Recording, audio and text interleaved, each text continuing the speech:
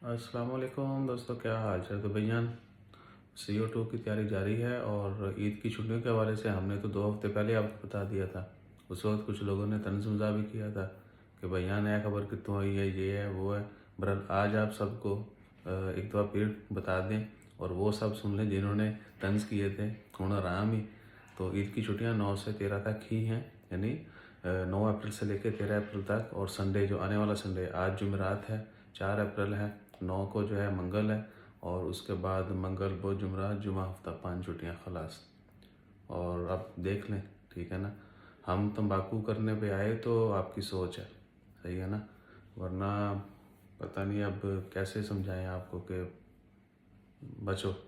ठीक है ना, क्योंकि दुनिया में इतना तंबाकू हो रहा है, लोग इतना कर रहे हैं कि आप लोग सीधी बात के ऊपर यकीन नहीं करते। सही है जी।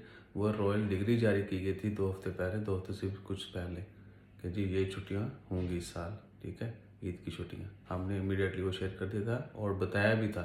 जिन लोगों ने बहुत ज़्यादा खुजली की थी उनको बताया भी था कि जरीदा ओमान जो है, उसके बाद ओमान न्यूज़ एजेंसी, उनकी तरफ से ये स्टेटमेंट इशू की गई थी। अरेबिक न्यूज़पेपर, ठीक है ना, ओमान में है, अरेबिक मुल्क है, तो अरबी अखबार भी पढ़ा करो। जज़ाकल्लाह।